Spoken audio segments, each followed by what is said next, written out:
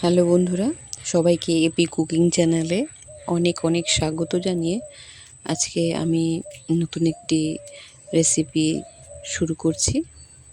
আর আজকে আমি কি রেসিপি তৈরি করছি তোমরা পুরো ভিডিওটা স্কিপ না করে দেখতে থাকো। আমি আজকে বানাবো ইভিনিং স্ন্যাক্স সুজি দিয়ে খুব সুস্বাদু একটি রেসিপি। তো এই রেসিপিটির জন্য আমি প্রথমে ফ্রাইং প্যান বসিয়েছি, তার মধ্যে দিয়ে দিয়েছি 3 টেবিল স্পুনের মতো তেল। তোমরা চাইলে এখানে ঘিও ব্যবহার করতে পারো, কিন্তু আমি এখানে তেল ব্যবহার করেছি। এই সময় ফ্লেমটা অবশ্যই হাই থাকবে। তেলটা গরম হয়ে গেছে, তার মধ্যে এখন আমি দিয়ে দিচ্ছি 1 টেবিল স্পুনের মতো জিরা। জিরাটা ভালো করে ফুটে গেলে এই জিরার মধ্যে আমি এখন অ্যাড করে দিচ্ছি কেটে রাখা একটা গোটা পেঁয়াজ। এই পেঁয়াজটাকে দিয়ে একটু হালকা নাড়াচাড়া করে নেব, যাতে পেঁয়াজের কাঁচাটি গন্ধটা আর না থাকে। তোমরা যদি কেউ চাও যে এখানে রসুন ব্যবহার করতে পারো, তো আমি রসুনটাকে স্কিপ করেছি। পেঁয়াজটা হালকা একটু গোল্ডেন ব্রাউন হয়ে গেলে এর মধ্যে আমি দিয়ে দেব লঙ্কা কুচি। যে যেরকম ঝাল খেতে পছন্দ করো সে অনুপাতে ঝালটা অ্যাড করে নেবে। কেউ যদি চাও যে এখানে কাঁচা লঙ্কার পরিবর্তে শুকনো লঙ্কা বা চিলি ফ্লেক্স ব্যবহার করবে, সেটাও করতে পারো, তবে আমি কাঁচা লঙ্কা ব্যবহার করেছি। আজকের একটি রেসিপি যে তৈরি করব সেটি খুব সুস্বাদু এবং খুব অল্প সময়, খুব অল্প কিছু ইনগ্রিডিয়েন্টসে তৈরি হয়ে যাবে। ইভিনিং স্ন্যাক্স সবাই খেতে পারে এবং একঘেয়েমি দূর করার জন্য এরকম ইভিনিং স্ন্যাক্স খুবই ভালো। এখন আমি এর মধ্যে দিয়ে দিলাম উষ্ণ গরম জল। মোটামুটি 2 কাপের মতো উষ্ণ গরম জল দিয়েছি। এখন আমি এর মধ্যে অ্যাড করে দেব গ্রেট করে রাখা আলু। আলুটাকে গ্রেট করে ভালো করে ধুয়ে রেখেছি, সেই আলুটাকে এখন আমি জলের মধ্যে দিয়ে দিচ্ছি। আলু দেওয়া হয়ে গেছে, এবার এর মধ্যে আমি আরও অন্যান্য উপকরণ দিচ্ছি। তো প্রথমে আমি এর মধ্যে অ্যাড করে দিচ্ছি বেসন। আমি এখানে 2 টেবিল স্পুনের মতো বেসন দিয়ে দেব। বেসন দিলে বাইন্ডিংটা খুব ভালো আসে। বেসন দেওয়া হয়ে গেছে, এর মধ্যে এখন আমি অ্যাড করে দিচ্ছি স্বাদ মতো লবণ। লবণ দেওয়া হয়ে গেলে এর মধ্যে এখন আমি অল্প একটু হলুদ দিয়ে দিচ্ছি। তারপরে এখন আমি এর মধ্যে দিয়ে দিচ্ছি 1 কাপের মতো সুজি দিয়ে দিচ্ছি। এবার এই সুজি দেওয়া হয়ে গেলে সমস্ত উপকরণগুলোকে ভালো করে একটু মিশিয়ে নেব। তোমরা যদি চাও যে বাচ্চাদের টিফিনে এই ধরনের রেসিপি বানিয়ে দেবে, তাও দিতে পারো, তাহলে বাচ্চারা খুব চেটেপুটে খাবে এবং এটি খুব সুস্বাদু এবং খুব হেলদি একটি রেসিপি। এরকম এই সময় ফ্লেমটা অবশ্যই মিডিয়াম টু লো থাকবে এবং এইভাবে স্প্যাচুলা দিয়ে একটু চেপে চেপে ভালো করে মিশিয়ে নিতে হবে, তাহলে আর কোনো দলা পেকে থাকবে না, তাহলে সুজিটা খুব সফট হবে। আশা করি দেখে বুঝতে পারছো আমি কিভাবে চেপে চেপে ভালো করে ম্যাশ করে নিচ্ছি। আর ফ্লেমটা অবশ্যই এই সময় লো থাকবে। আর আজকের আমার এই রেসিপিটি তোমাদের কেমন লেগেছে আমাকে অবশ্যই জানাবে। এখন আমি এর মধ্যে অ্যাড করে দিচ্ছি একটুখানি চিনি দিয়েছি। তারপরে এখন এরকমভাবে অনবরত নাড়াচাড়া করতে হবে। 10 থেকে 15 মিনিট এরকম রান্না করে নিলেই এই সমস্ত উপকরণগুলো শুকিয়ে একটি ডোতে পরিণত হবে। খুব বেশি শুকানো যাবে না। দেখো জলটা অনেকটাই কমে গেছে। আর তোমরা যদি কেউ আমার চ্যানেলটাকে এখনও সাবস্ক্রাইব করে না থাকো, তাহলে খুব চট করে চ্যানেলটাকে সাবস্ক্রাইব করে দাও এবং ভিডিওটাতে লাইক করে দাও। আর এইভাবেই ভালোবেসে আমাকে পাশে রেখো, আমার পাশে থেকো। এতটুকুই তোমাদের কাছে আমার চাওয়া, আর কিছু চাওয়ার নেই। তো দেখো এরকমভাবে জাল করতে করতে সুজির সমস্ত উপকরণগুলো এরকম শুকনো একটা ব্যাটারে তৈরি হবে। অনেকটাই শুকিয়ে গেছে। অনবরত কিন্তু নাড়াচাড়া করতে হবে। আর চেষ্টা করবে ফ্রাইং প্যান নিতে। ফ্রাইং প্যান নিলে লেগে যাওয়ার ভয়টা থাকে না।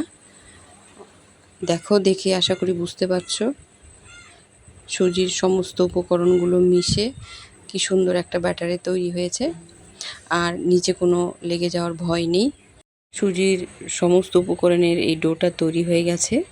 এবার এটাকে ফ্লেম বন্ধ করে দেব। এবার যে পাত্রে আমি সুজির সেই ব্যাটারটাকে ঢালবো, সেই পাত্রটাকে ভালো করে তেল দিয়ে একটু মেখে নেব যাতে তলায় লেগে না যায়। তোমরা চাইলে এখানে ঘিও ব্যবহার করতে পারো, তো আমি এখানে তেল ব্যবহার করেছি। এবার এই থালাটার মধ্যে আমি সুজির সেই ব্যাটারের ডোটা এখন নামিয়ে দেব। দেখে বুঝতে পারছো যে কতটা শক্ত বা নরম হয়েছে। এবার নামিয়ে দিলাম থালার মধ্যে। এবার এই থালাটার মধ্যে চারিপাশে ভালো করে একটু সুন্দর করে গুছিয়ে নেব এবং 10 মিনিটের জন্য এই ডোটাকে ঠান্ডা হতে দেব। এভাবে আমি স্প্যাচুলা দিয়ে ভালো করে চারিপাশে শেপ করে নিচ্ছি। যে যেরকম শেপ পছন্দ করো সেরকম শেপ দিতে পারো। তো আমি এখানে চারকোনার শেপ দেব। তোমরা যদি চাও যে গোল শেপ দেবে তাহলে সেরকমভাবেই গোল শেপ দিতে পারো, বা চারকোনার শেপও দিতে পারো। শেপ দেওয়াটা যার যার নিজের মতো। তা আমি এখানে চারকোনা শেপ দেবো। এটাকে ছেড়ে দেবো এখন 10 মিনিটের জন্য, ঠান্ডা হোক। 10 মিনিট পরে আবার ফিরে আসলাম। দেখো ঠান্ডা হয়ে গেছে, সুজিটা কত সুন্দর শক্ত হয়ে গেছে। এবার একটি চাকু নিয়েছি, চাকুটার মধ্যে হালকা একটু তেল ভরিয়ে দিয়েছি যাতে কাটতে আমার সুবিধা হয়, এগুলো যেন লেগে না যায়। তো এখন আমি চারকোনা শেপ করে কেটে নিচ্ছি। দেখো চাকুতে একটুও লাগেনি। সুজিগুলো এরকম করে চারকোনা করে আমি কেটে নিচ্ছি। তারপরে আমি এখন এগুলোকে ফ্রাই করব গরম তেলে। এদিকে কাটতে থাকি আর ওদিকে আমি ফ্রাইং প্যান বসিয়ে দিয়েছি। এরকম করে আমার চারকোনা শেপ করে কাটা হয়ে গেছে।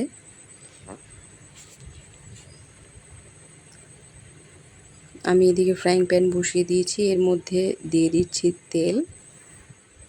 আর এই সময় ফ্লেমটা অবশ্যই হাই থাকতে হবে। আর তেলটা ভালো করে গরম হয়ে গেলে এর মধ্যে আমি এখন এই করে রাখা বড়াগুলো দিয়ে দেব। বড়াগুলো দিয়ে দিলে এখন ফ্লেমটা অবশ্যই মিডিয়াম টু লো থাকবে এবং 10 মিনিটের মতো ভাজা করে নিলেই তৈরি হয়ে যাবে আজকে আমাদের সুজির তৈরি সন্ধ্যার ইভিনিং স্ন্যাক্স। এই সময় ফ্লেমটা অবশ্যই মিডিয়াম টু লো থাকবে। যদি মিডিয়াম টু লো না করে হাই করা হয় তাহলে কি হবে, ওপরে ভাজা হয়ে যাবে ঠিকই কিন্তু ভেতরে এই বড়াগুলো ভেতরে কাঁচা থেকে যাবে। তাই মিডিয়াম টু লো রাখলে বড়াগুলো খুব ক্রিস্পি হবে, ভেতরে ওপরে সব জায়গায় সুন্দর মতো ভাজা হয়ে যাবে। তো এরকম করে ভাজা হয়ে যাওয়ার পর আমি এখন উল্টে দিচ্ছি। দেখো কালারটা কত সুন্দর হয়েছে আর ক্রিস্পি হয়েছে, দেখে বোঝা যাচ্ছে। এরকম করে সমস্ত বড়াগুলোকে আমি উল্টে নেব। উল্টে পাল্টে নিলেই রেডি হয়ে যাবে আজকের সুজির তৈরি ইভিনিং স্ন্যাক্স। এটি খেতে খুবই সুস্বাদু হয়। তোমরা বাড়িতে তৈরি করতে পারো এবং আমাকে কমেন্টসে অবশ্যই জানাতে পারো। আর আজকের তোমাদের রেসিপিটা কেমন লেগেছে আমাকে জানিও। আর আমার চ্যানেলটাকে অবশ্যই সাবস্ক্রাইব করে দিও, ভিডিওটাতে লাইক করে দিও। এইভাবেই আমার পাশে থেকো। দেখো কত সুন্দর ক্রিস্পি হয়েছে এবং লোভনীয় হয়েছে। এবার এগুলোকে আমি নামিয়ে নেব। নামিয়ে নিয়ে টমেটো সস দিয়ে পরিবেশন করব। তোমরা চাইলে এখানে টমেটো সসের জায়গায় অন্য কোনো সস ব্যবহার করতে পারো। দেখো দেখে কত সুন্দর লাগছে। তো আমি একটা নিয়ে দেখিয়ে দিচ্ছি তোমাদেরকে। তো আজকের রেসিপিটি এখানেই শেষ করছি। সবাই ভালো থেকো, সুস্থ থেকো। আজকের জন্য টাটা।